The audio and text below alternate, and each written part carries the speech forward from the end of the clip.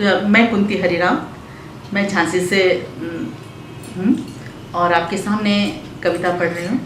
कविता का शीर्षक है परम मोक्ष। प्रेम बंधनों को त्याग कर वन में चले गए थे गौतम। प्रेम बंधनों को त्याग कर वन में चले गए थे गौतम। अज्ञात को खोजने मोक्ष को पाने, अज्ञात को खोजने मोक्ष को पाने। मगर मैं सोचती हूँ कभी कोई यशोधरा क्यों नहीं भागी। यशोधरा यानी समस्त स्त्री जाति के लिए। मगर मैं सोचती हूँ कभी कोई यशोधरा क्यों नहीं भागी। शायद इसलिए कि वे सोचती हैं जहाँ उनका प्रेम है वहीं परमेश्वर है और उसी में लीन होना ही परम मोक्ष है। उसी में लीन होना ही परम मोक्ष है। कविता का शीर्षक है बीज और धरती। बीज, इसमें मैंने पुरुष को, मेरी कविताओं में बिंब ज़्यादा रहते हैं। बीज पुरुष का है और धरती स्त्री से संबंधित है। तो बीज स्वशक्ति से गर्वित होकर धरती से बोला।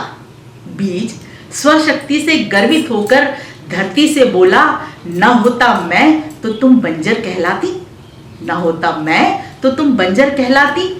धरती बोली, रे अज्ञानी, न होती मैं तो तुम क्या करते अकेले, न होती मैं तो तुम क्या करते अकेले। अधर में लटक कर तो व्यर्थ हो जाती तुम्हारी शक्ति और खत्म हो जाती एक दिन यूं ही। और फिर गिरना तो तुम्हारी नियति है, और फिर गिरना तो तुम्हारी नियति है। क्योंकि मेरा आकर्षण ही कुछ ऐसा है कि हर पतित होती हुई वस्तु, चाहे वो सजीव हो अथवा निर्जीव, अंततः गिरती है मेरी गोद में, अंततः गिरती है मेरी गोद में। उजाले की किरण। स्त्रियों को कैसा होना चाहिए, मैं इसको एक किरण से संबोधित करती हूँ। हर स्त्री को बचा के रखना चाहिए अपने पास कुछ ऐसा खास। हर स्त्री को बचा के रखना चाहिए अपने पास कुछ ऐसा खास जो आ सके उसके काम आड़े वक्त के साथ, जो आ सके उसके काम आड़े वक्त के साथ। ठीक धरती की तरह, किसकी तरह? ठीक धरती की तरह लौटाने की क्षमता के साथ, ठीक धरती की तरह लौटाने की क्षमता के साथ, गंदगी को भी ऊर्जा में बदलने की शक्ति के साथ, गंदगी को भी ऊर्जा में बदलने की शक्ति के साथ, ताकि जब भी कोई तुमसे मिले तो उसको लगे कि उसने एक उजाले की किरण को छुआ है, उसने एक उजाले की किरण को छुआ है। आपके समक्ष एक प्रेम कविता पढ़ रही हूँ जिसका शीर्षक है इजहार। तन सिहरा, तन सिहरा सांसें बदहवास, तन सिहरा सांसें बदहवास, वाणी अवाक, वाणी अवाक। दिल धड़का जोर से, दिल धड़का जोर से, लहू सिमट कर आ गया सारा, लहू सिमट कर सारा आ गया यकायक सीने में, लहू सिमट कर आ गया यकायक सीने में। मदहोश नयन, झुकी पलकें, कितना कुछ महसूस हो गया उस एक लम्हे में, कितना कुछ महसूस हो गया उस एक लम्हे में। जब तुमने मेरे माथे पर अंकित कर एक चुंबन, जब तुमने मेरे माथे पर अंकित कर एक चुंबन। यही तो कहा था कि प्रेम करता हूँ तुम्हें, यही तो कहा था कि प्रेम करता हूँ तुम्हें। आपके समक्ष एक प्रेम कविता पढ़ रही हूँ। शीर्षक है गुलमोहर।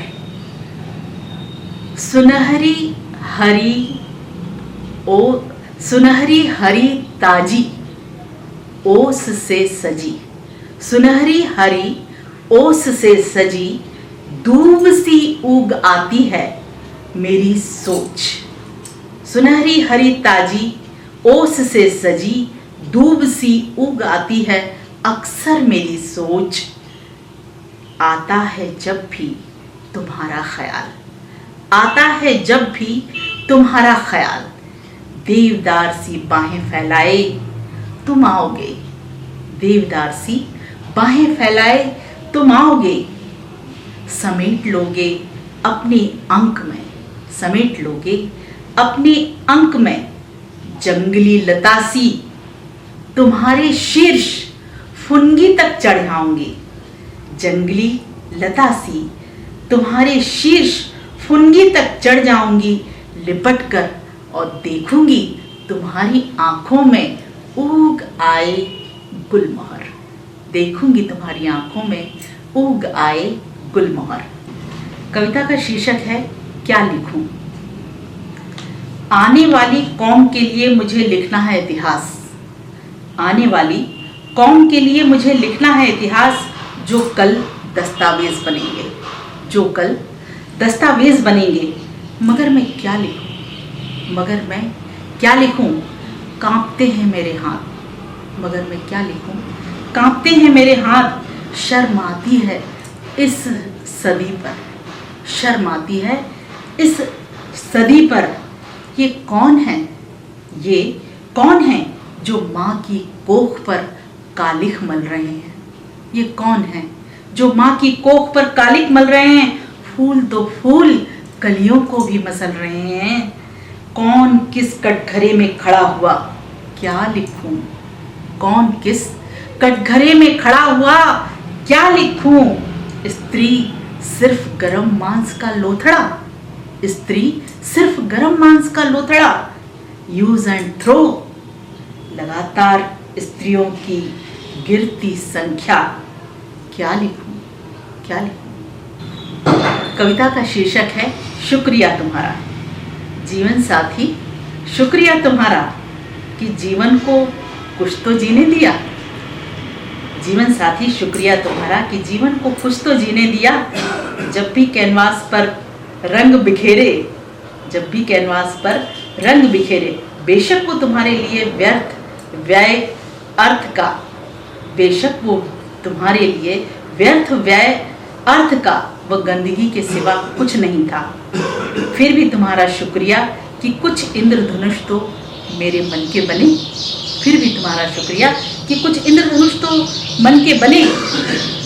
शुक्रिया तुम्हारा कि पतंग की मानिंद उड़ने का मौका दिया, शुक्रिया तुम्हारा पतंग की मानिंद उड़ने का मौका दिया।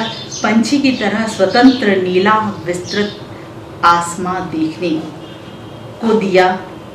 भले ही तुमने मंजिल के करीब ही मांझा लपेट लिया, पर मुझे आसमां की ऊंचाई अति विस्तार का पता तो चला, मगर मुझे आसमां की ऊंचाई और अति विस्तार का पता तो चला। तुम्हारा शुक्रिया कुछ संग्रह साहित्य के छप सके, तुम्हारा शुक्रिया कि कुछ संग्रह साहित्य के छप सके। बिना अर्थ के तो कुछ संभव नहीं, बिना अर्थ के तो कुछ संभव नहीं। मुझे इत्मीनान है मेरे लिखने का, मुझे फिर भी इत्मीनान है मेरे लिखने का कि मेरी बात लाखों में न सही हजारों में तक तो गई, मेरी बात लाखों में न सही हजारों तक तो पहुंची। घर को कितना देखा नहीं देखा मेरा तो कोई पैमाना ही नहीं, घर को कितना देखा नहीं देखा मेरा तो कोई पैमाना नहीं। सिवाय इसके कि इस घर को बर्बाद किया मैंने, सिवाय इसके कि इस घर को बर्बाद किया मैंने। ये तुम्हारा पैमाना सच ही सही, ये तुम्हारा पैमाना सच ही सही, पर शुक्रिया फिर भी तुम्हारा, फिर भी पर शुक्रिया फिर भी तुम्हारा कि मुझे यकीन है कि मैंने सैकड़ा भर महिलाओं को ही सही दिशा दी, खुशी दी, स्वास्थ्य दिया, दिशा दी, खुशी दी, स्वास्थ्य दिया। तुम्हारा शुक्रिया कि यह नेक काम मैं कर सकी, तुम्हारा शुक्रिया कि यह एक नेक काम मैं कर सकी। घर ही से वक्त चुराया मैंने, घर ही से तो चुराया वक्त मैंने। तुम्हारा शुक्रिया कि चांद सितारे दरिया पर्वत फूल तितली झरने समंदर किले हवेली ट्रेन की हलचल, कभी साथ में कभी अकेले सूनापन, तुम्हारा शुक्रिया कि तुमने मुझे स्वयं को देखने, सुनने, महसूस करने का समय तो दिया। शुक्रिया, ये खूबसूरत जीवन जीने का कुछ तो मौका दिया। शुक्रिया तुम्हारा। मेरी कविता का शीर्षक है आखिर क्यों। आखिर क्यों। संबंधों की स्वतंत्रता के नाम पर, संबंधों की स्वतंत्रता के नाम पर आखिर क्यों चली जाती है हर बार स्त्री। आखिर क्यों चली जाती है हर बार स्त्री ही।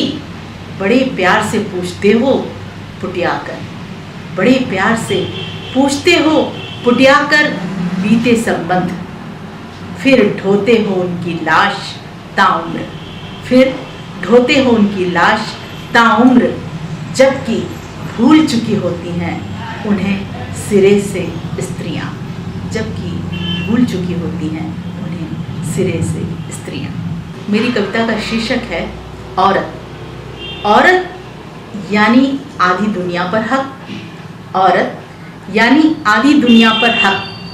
कितना सच कितना फरेब, कितना सच कितना फरेब। अरस्तु ने कहा औरत एक निष्क्रिय वस्तु है। अरस्तु ने कहा औरत एक निष्क्रिय वस्तु है। फ्रायड ने कहा औरत का शरीर ही उसकी नियति है। फ्रायड ने कहा औरत का शरीर ही उसकी नियति है। और रूसो तो कहते ही यही है कि औरत की शिक्षा पुरुषों के अनुकूल होनी चाहिए। रूसो तो कहते ही यही है कि स्त्रियों की शिक्षा पुरुषों के अनुकूल होनी चाहिए। हर तरह की आज़ादी, हर तरह के अधिकार सिर्फ और सिर्फ पुरुषों के नाम। औरतों के नाम हजारों बरस की गुलामी। औरतों को काबू में रखने की कामना जन्म दे रही नित नए अपराधों को। औरतों को काबू में रखने की कामना जन्म दे रही नित नए अपराधों को लगा रहे सभी समानता का नारा। मगर इतिहास गवाह है, मगर इतिहास गवाह है कि औरतों की पूर्वज दादी, नानी, बहनें, बेटी, बीवियों ने इतने दुख देखे, इतने दुख देखे जो सिर्फ और सिर्फ औरत होने की वजह से झेले, जो सिर्फ और सिर्फ औरत होने की वजह से झेले। व्यव्रत, व्यव्रत स्त्री देह प्रदर्शन से लेकर स्त्री अंग अर्पण, स्त्री देह प्रदर्शन से लेकर स्त्री अंग अर्पण कहीं भी कुछ अनैतिक नहीं होता, कहीं भी कुछ अनैतिक नहीं होता, बशर्ते कि इसका लाभ मिल रहा हो पुरुषों को, बशर्ते कि इसका लाभ मिल रहा हो पुरुषों को। बंद कमरों में सेक्स केंद्रों पर फोकस होते कैमरे, बंद कमरों में सेक्स केंद्रों पर फोकस होते कमरे, मॉडलिंग के लेवलों से पुरुषों की बढ़ती पूंजी वैश्यावृत्ति नहीं होती। मगर हाँ, स्त्री अपनी जरूरत के लिए देह बेचे तो उसे वैश्या कहा जाता है। स्त्री अपनी जरूरत के लिए देह बेचे तो उसे वैश्या कहा जाता है। पुरुषों के लिए, पुरुषों के द्वारा व्यवस्था, स्त्री तो सिर्फ व्यवृत होती है, स्त्री तो सिर्फ व्यवृत होती है। मेरी कविता का शीर्षक है सबसे भयानक डर, सबसे भयानक डर। सीलन भरी लंबी सकरी गलियां, सीलन भरी लंबी सकरी गलियां, दम घोंटती बदबूदार कोठरियां, दम घोंटती बदबूदार कोठरियां, जहां रोशन तो होते हैं अंधियारे, जहां रोशन तो होते हैं अंधियारे, पर किसी को रोशनी नहीं देते, पर किसी को रोशनी नहीं देते। कोठरियों में रहती हैं वे जिंदगियां, कोठरियों में रहती हैं वे जिंदगियां, जो हर रात अपनी देह आत्मा का चीर हरण करवाती हैं, जो हर रात अपनी देह आत्मा का चीर हरण करवाती हैं। पुरुषों के लिए तो सिर्फ जरूरत जिंदगी को हर रात तलवार की धार पर रखती है, जिंदगी को हर रात तलवार की धार पर रखती हैं। कोई पूछे कि क्यों खेलती हो खतरों से, कोई पूछे अगर उनसे कि क्यों खेलती हो खतरों से, मौत से डर नहीं लगता, मौत से डर नहीं लगता, तो वो कहती हैं कि मौत से भी ज़्यादा किसी और से डर लगता है, मौत से भी ज़्यादा किसी और से डर लगता है। वो जो सबसे भयानक है, वो जो सबसे भयानक है, वो है भूख, निष्ठुर भूख। धन्यवाद। अरे हाँ, इस चैनल को लाइक और सब्सक्राइब करना ना भूलें। देखते रहिए बंजारा बीट्स।